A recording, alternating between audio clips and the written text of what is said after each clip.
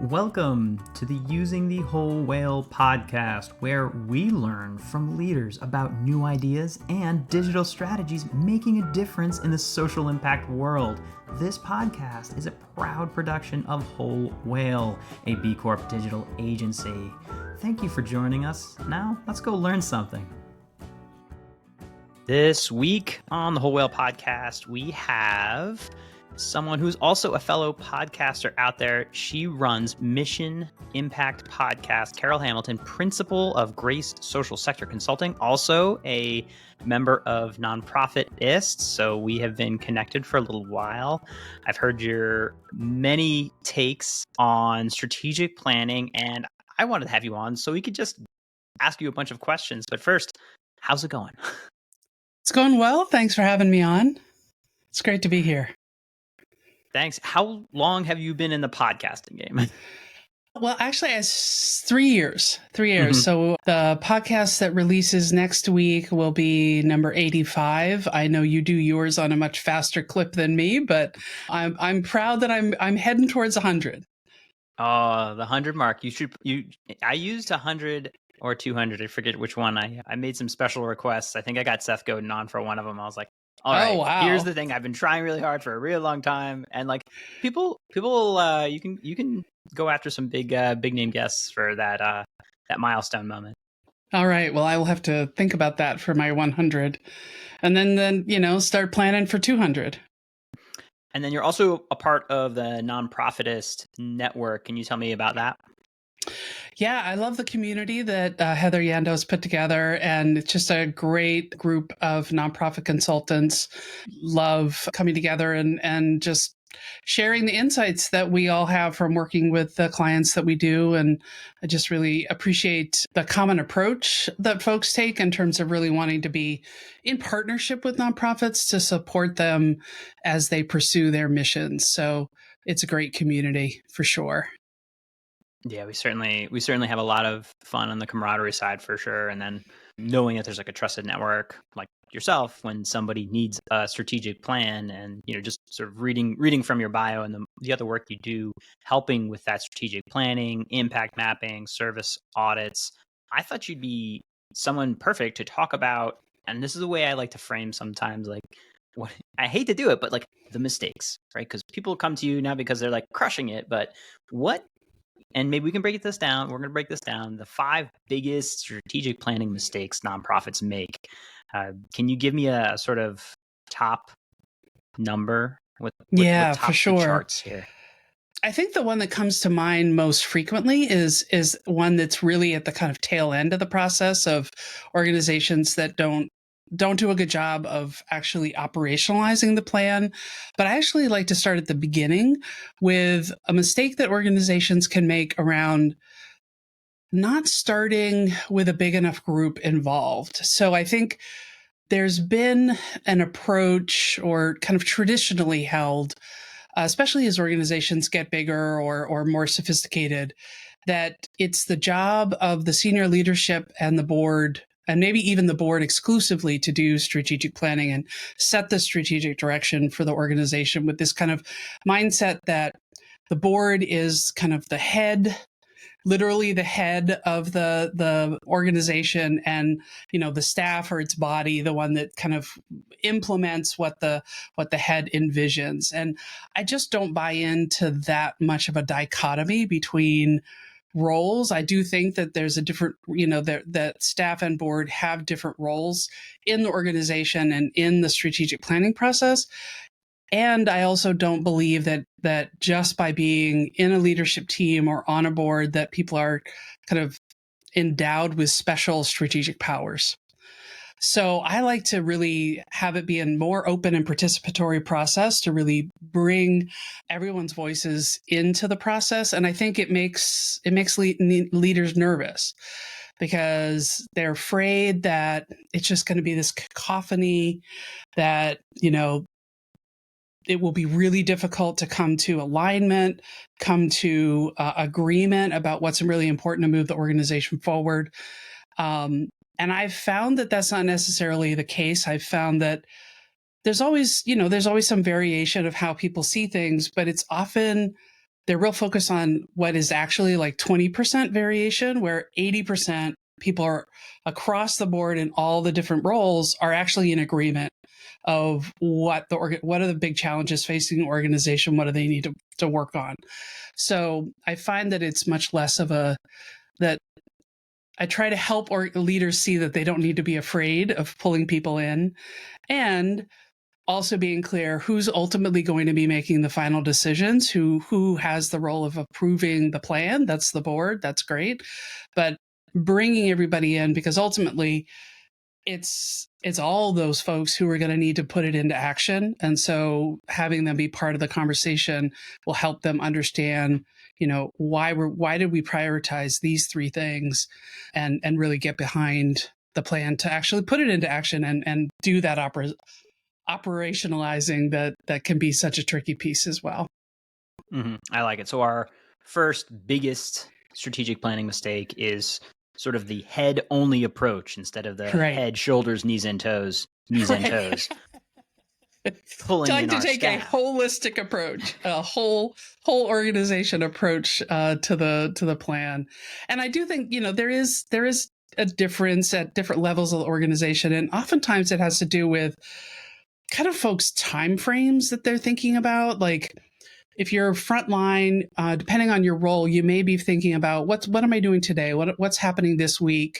If you're in a manager role, you may be thinking, what's happening over the next 3 to 6 months as we're planning on a project. And as you go up the organization, there's certainly a different time horizon. But I think you need all of those perspectives to really come up with a solid plan that everyone's going to be able to get behind. Yeah, that makes complete sense. All right. I'm curious now. We're rolling. What's the number two mistake for strategic planning?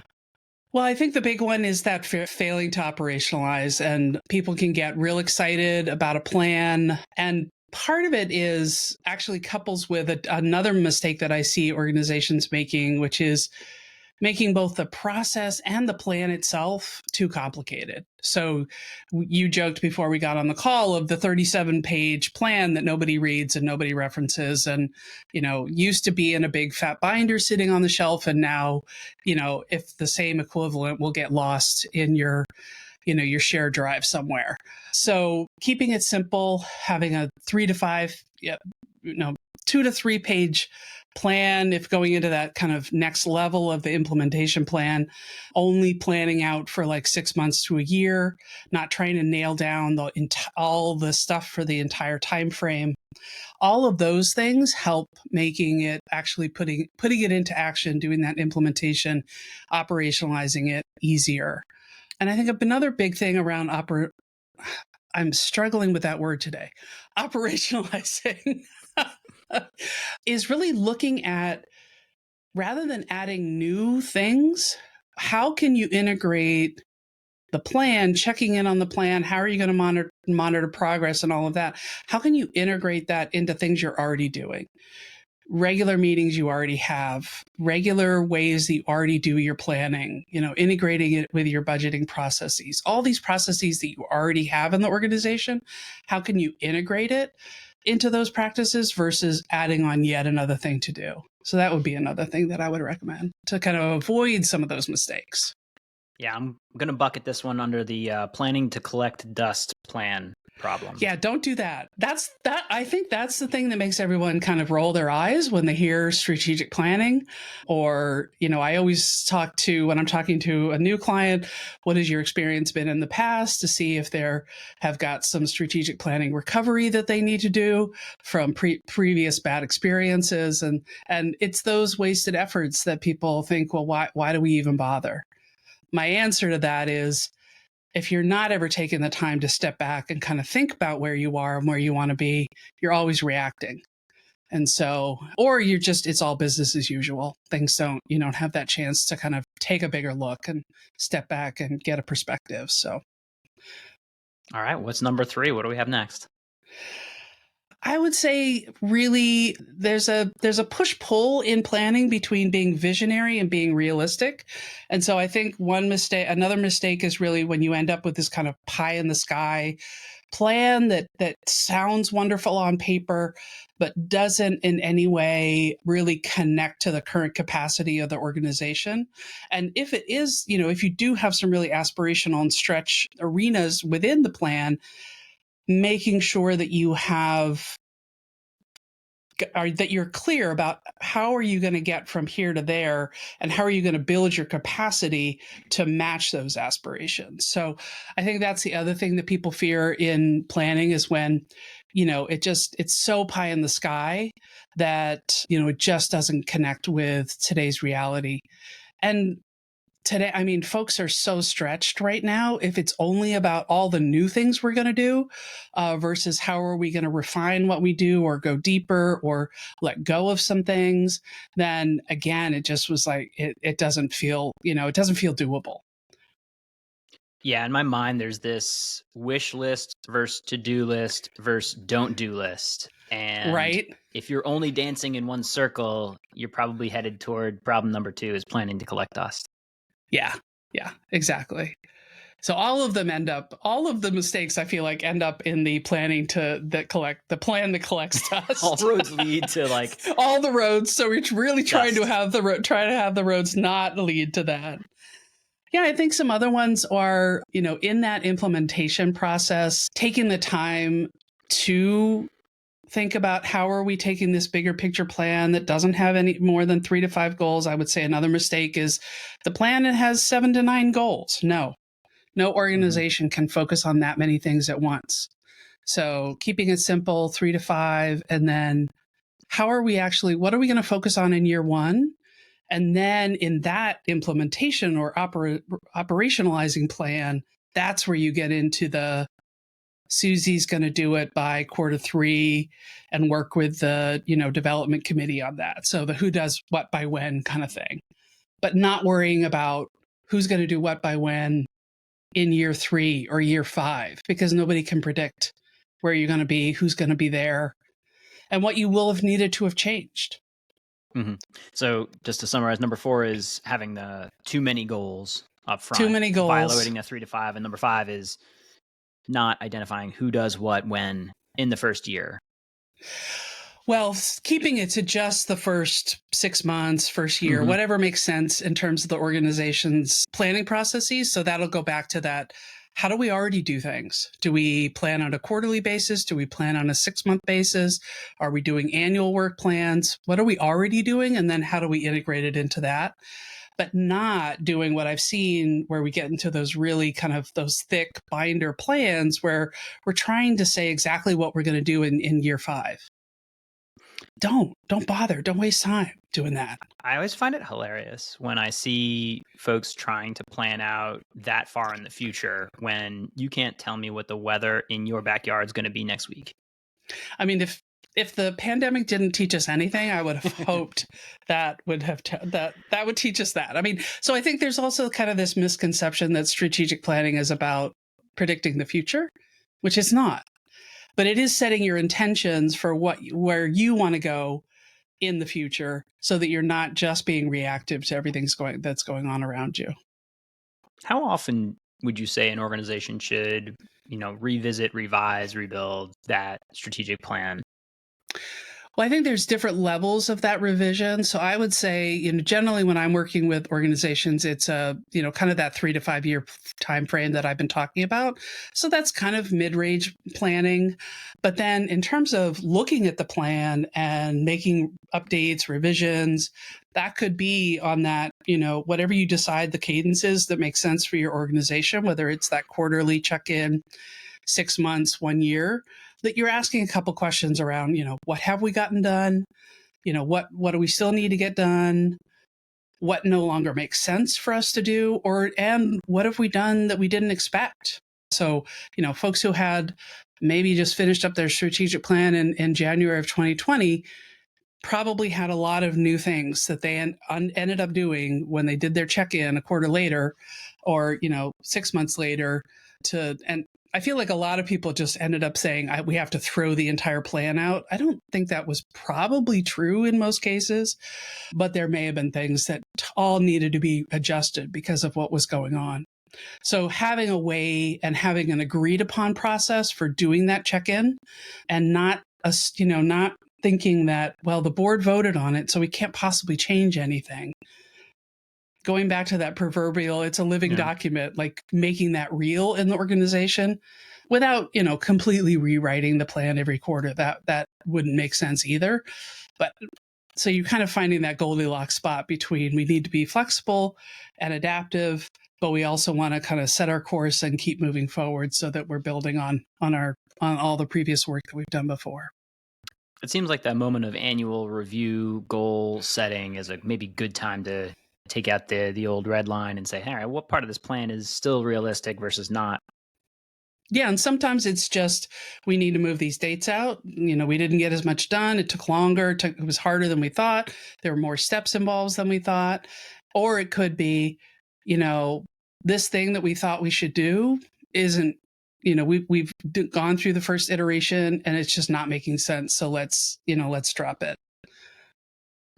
I'm curious, what percent of nonprofits do you think have the ideal operationalized strategic plan right now?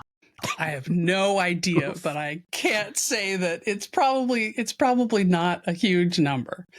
I mean, if 80% of the field is smaller organizations, I think it can be challenging for the real small organizations to take the time to do the planning and then to keep it top of mind and have those systems and processes to really, keep it integrated into what they're doing. And I think those small organizations can also really it can be a really valuable process and can be easier because you have fewer people involved. But yeah, I don't think there's probably a high percentage that have it to that level, and which is why people kind of roll their eyes when they hear strategic planning.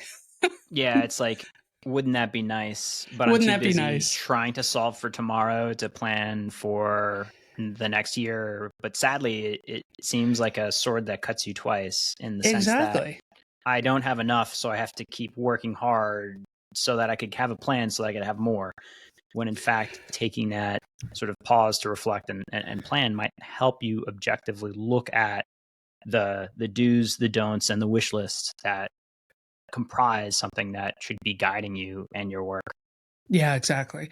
And I think it gives the whole group a chance to have conversations that bring what they're hoping for with the organization out onto the table and out, into the room. One of the things that, I always do when I'm working with clients is, which a lot of consultants do in lots of different processes, do some kind of assessment at the beginning where I'm talking to people, and then I bring back to them what they've told me, right, in a synthesized form. And usually there's kind of a sense of relief of, oh, people are actually more in agreement than we thought about where we should be headed. And mostly, because it's what they've told me, shouldn't be a lot of surprises of what I'm telling them. And okay, I've totally lost my train of thought. And that's why strategic plans matter, because suddenly you're halfway through your sentence and the rest of the words just aren't there. I'm curious. Then you can go back to your plan and see what you're supposed to have said. Where was I again? Because we're human. I'm leaving all of that in, by the way. For strategic plans, like, you're sitting here wondering, you made this comment that most organizations, 75% of organizations operate under $1 million with regard to the nonprofit 501c3s in the US. How long does a strategic plan process take?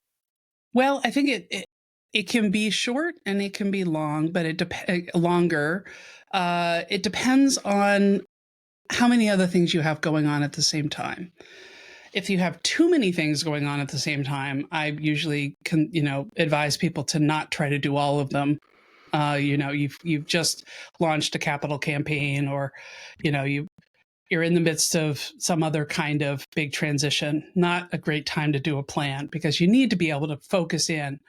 But I think for a smaller organization, not as many people involved, it can be anywhere from, a couple months to at most 6 months. And a lot of it just ends up, it takes longer because it takes that long to get everyone scheduled and get everyone in the same room.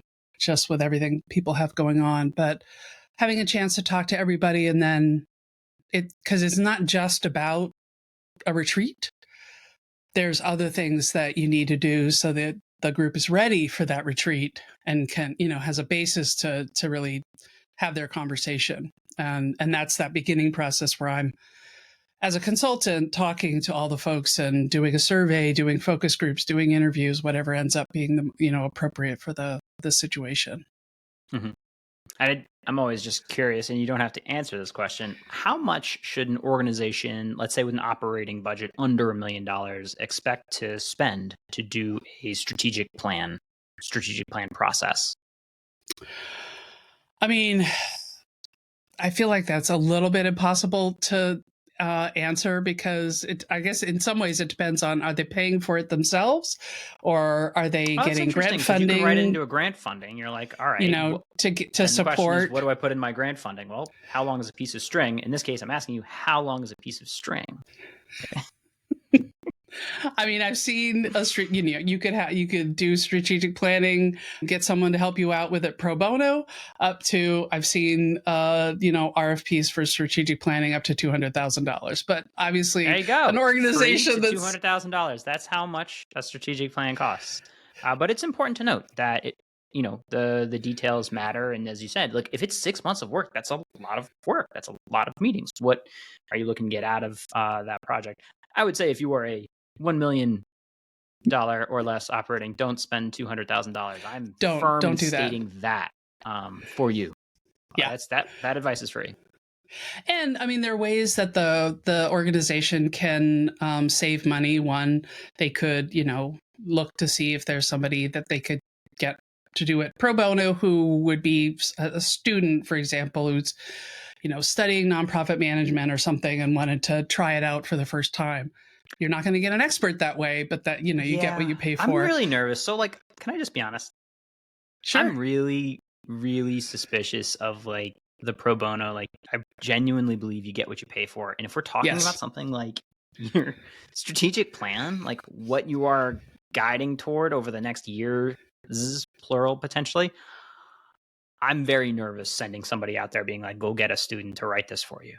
I'd much rather you use GPT-4 the consultant should never it. be writing the plan for the client anyway, because it's the plan is the client's plan. The consultant's job is to help them go through a process so that they can come to agreement about what they're writing in their plan. But a student might not know that. So a student might come in and do an assessment and give you a bunch of recommendations and then be surprised when nobody wants to do the student's recommendations. So yeah, you get what you pay for, but other ways that organizations can look to kind of have it be a little more affordable is to do more of the interviewing themselves. But then you don't have that kind of outside perspective, or if there's kind of conflict going on, that if with an outsider, someone may be more willing to say what isn't going well than they might be a peer. So there's always an upside and a downside to the different ways to approach it. But it's not just about the retreat, because unless you have the data to support your conversation of where does everyone think the organization is, or you build in time into the retreat to actually do that, which means the retreat will be longer. And if the day is not well designed, then it's a waste of time for everybody. I've been on enough retreats at this point where the goal was like, all right, and we're going to do our strategic planning. And you're just like, and a lot of people think you've never been on a retreat before. I'm sorry. Wait until people haven't left the room for 3 hours and it's lunchtime, and then talk to me about trying to write a strategic plan. Like, you just Right. And one of the things that I loved about actually doing strategic planning during the pandemic, when everything was online and people are wanting to go be back in person again, but was that you could chunk it out. And we do 2 hours here, 90 minutes there, 3 hours there. And you didn't have that, right when the retreat, when everyone is exhausted at 3 o'clock, 4 o'clock in the afternoon, and they have no more capacity to think, is when you're asking them to actually make decisions.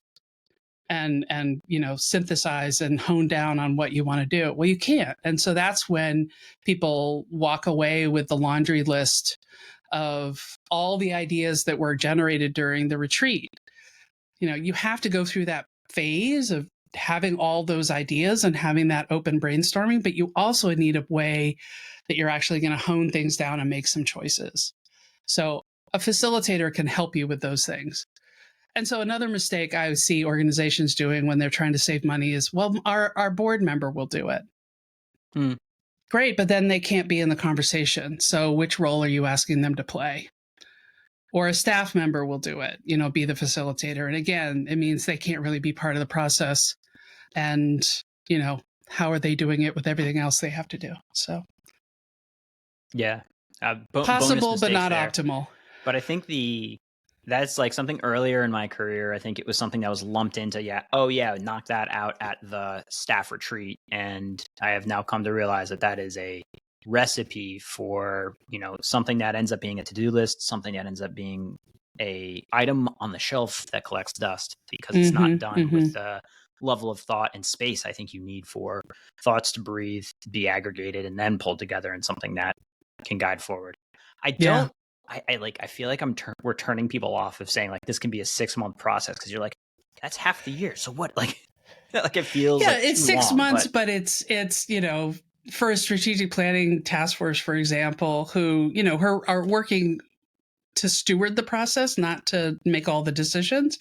It's a couple meetings at the front end and a couple meetings at the back end. So for the client, it may take 6 months, but it's not a third of their time for 6 months.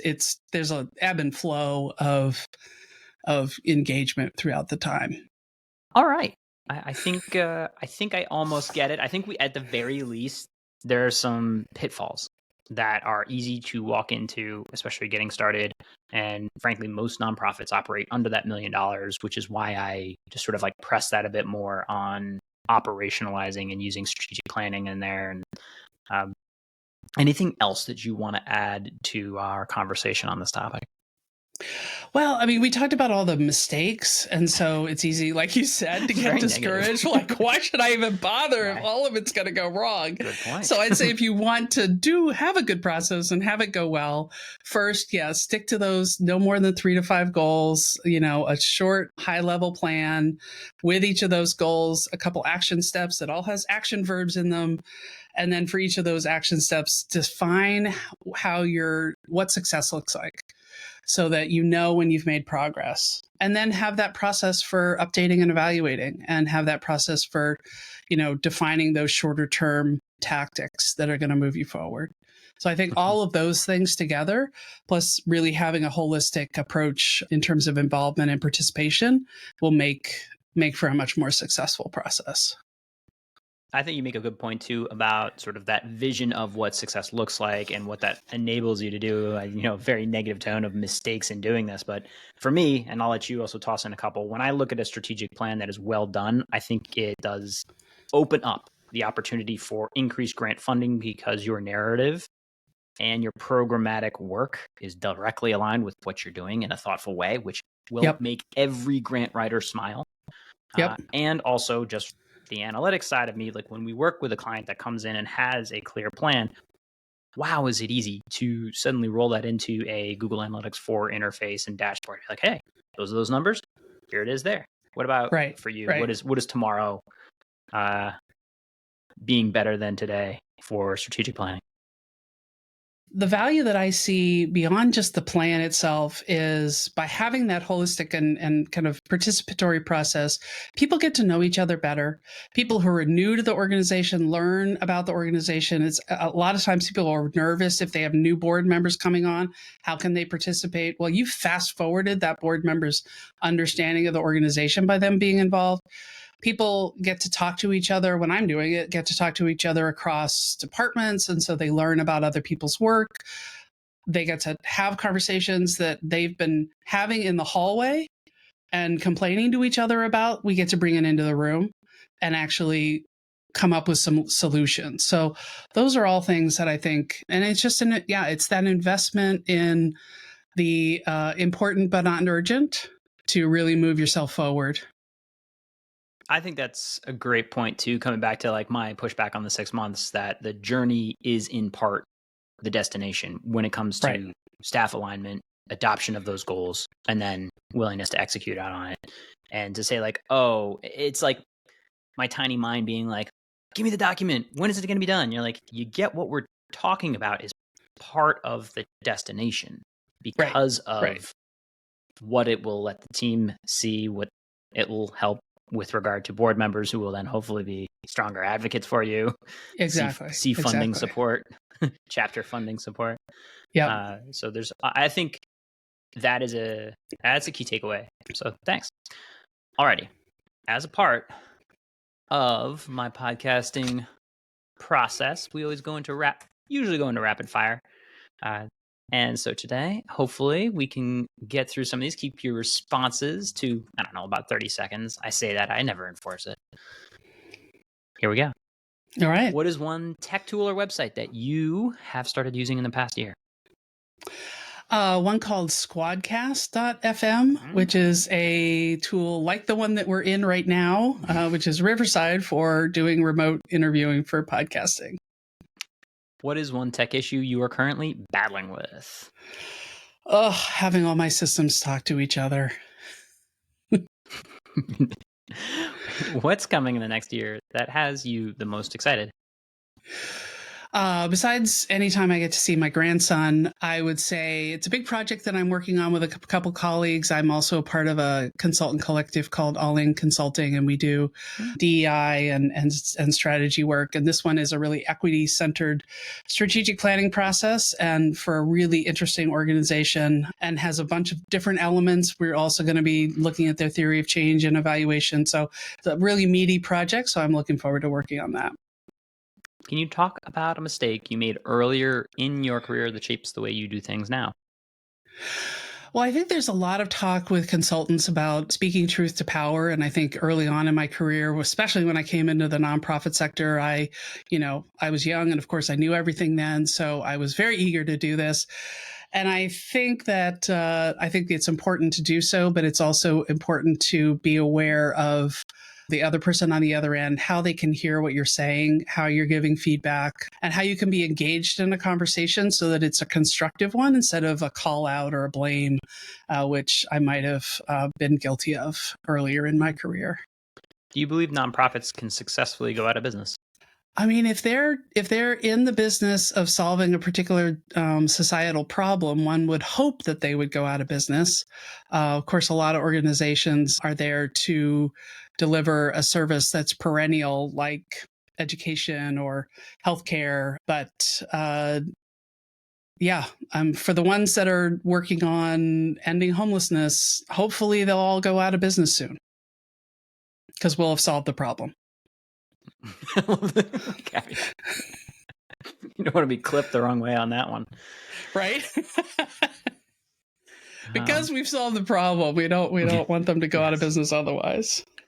If I were to throw you in a hot tub time machine back to the start of your work, what advice would you give yourself? Don't burn bridges. You never. The world is a lot smaller than you think. What is something you think you or your organization should stop doing? Not having answers to podcast questions. Solid. If I gave you a magical wand to wave across the social impact sector, what would it do? I think it would make people think that strategic planning is fun and that it's not just about the retreat, that it's a process and it's worth investing in the process. How did you get your start in the social impact sector? I worked for a company that helped people get on talk shows, but we did it for all comers. And then I decided if I'm going to do this kind of work, I want to do it for causes I believe in. And so that's when I shifted into the sector. What is the secret to getting on a talk show? Back then, it was it was a magazine that basically was advertorial for people, and they would go out. We sent it out to all the talk shows in the country. and it gave them basically like, here are the top 5 things that this person can talk to your audience about. Does it actually help getting on a talk show, or is that kind of not a thing anymore? I'm sure it's not a publication anymore. I'm sure it's a website, and I'm sure there are many more people. When I was working for that organization back in the early 90s, it was probably one of a kind. I'm sure and now it's all podcasting anyway. So Yeah. the industry has changed a lot since then, but we did get a lot of people on talk shows. It's awesome. All right. What advice would you give college graduates looking to enter the sector? Pay attention to, a lot of people talk about, follow your passion when you come into the sector, but I would say that, but also pay attention to, what kind of work do you actually like to do? Because it's not just about the mission. I mean, obviously the mission is important, but how do you want to contribute? What are your skills that you can bring? And, honing in on that. And that's when I actually realized that I was more focused on, I like to help people with the how of work. And so that moved me into doing organization development rather than I want to work for this particular cause. What advice did your parents give you that you either followed or didn't follow? The advice that my parents gave me. I was a little bit of a rebel, so I probably wasn't listening very much. So there you go. If I was following it, I was probably just being reactive and not following. All right. How do people find you? How do people help you? So you can definitely check out Mission Impact Podcast, and then find me at graysocialsector.com. And I love working with people in the nonprofit sector because it's just a good group, and love working with organizations that are with human-centered missions and helping them be more effective in moving their mission forward. Brilliant. Well, thanks for your work and sharing some of those pitfalls and upsides of strategic planning. All right. Well, thanks a lot, George.